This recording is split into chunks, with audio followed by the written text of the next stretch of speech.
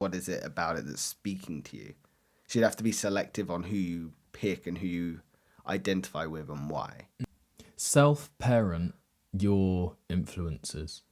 Nice. If you were learning from, again, remove social media from it.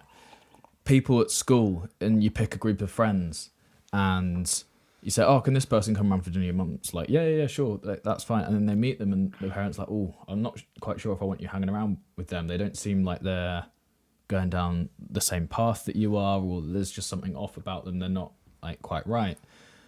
It's sort of having that thought process for yourself whenever you're taking in new influences. Now, speaking to adults, it's like you've got to do the same thing, but you're not going to have that parental input. You've got to be your own parent. You've got to say, this influence over here that I'm looking at, why, as you say, am I drawn to this in the first place? Does it net benefit my life, or does it net negative my life? Yeah. I hear the point you're saying. Yeah. How does this, if I adopt this mindset, this ideology, how does it impact my life, and what parameters or values am I now going to define myself with? And with me, as always, it comes back to goals.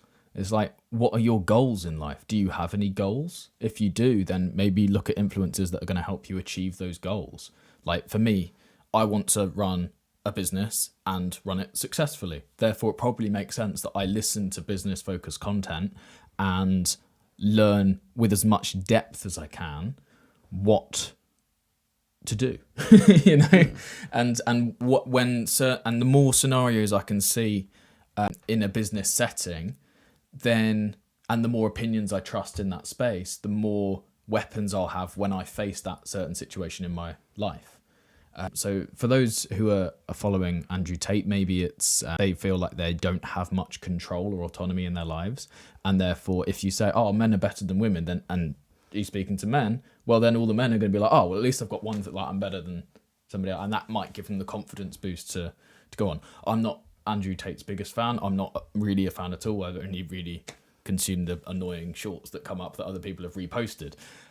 And even then, it's I swipe away because it just drives me insane. Yeah, it's you like, don't want your algorithm targeting that, do you? Sophie would be like, "What are you listening to?" Yeah, it's but it is really interesting about his popularity and why he's sort of taken off, and that influence that he does have is strong among his viewers. My personal opinion, and this is going very off topic, but it's because men are feeling lost in this current world that we're navigating in. We have done, and rightly so, and arguably need to continue to do more for women, for young women, for women around the world. We've done incredibly well at trying to support them in this new age and tell them that women can be the stay-at-home mother if they want to do. They can be the CEO. They can run their own business. They can be whatever the hell they want to be. And that's fucking awesome.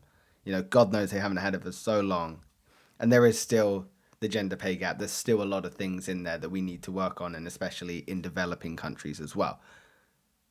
But unfortunately, there's people out there that think it's us versus their mindset.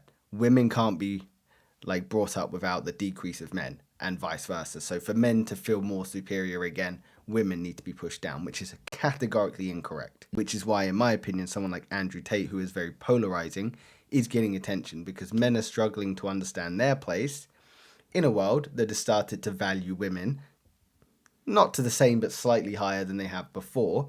So men are like, "Oh, wow, if a woman can do what I used to bring to the table, what's my place in this world?" So that's why I think Andrew Tate has started to gain popularity. But again, that's very off topic, and I'm happy to debate anyone with that and learn their side as well. But that's my thought. But to bring it back to the question of being stripped of your devices, I suppose the question is, or rather, what you'd need to look at is, if you were stripped of devices and you're left to explore your own values, would it be the potential for clarity? Where you can actually start to define, like, actually, yeah, no, this is really how I navigate the world, because the absence of external stimulus might create mental space for the introspection. Although, conversely, you might get the potential for uncertainty. So the individuals that rely heavily on the external validation or information to navigate the world suddenly might be hit by the silence that leads to confusion and difficulty to understand their place in the world.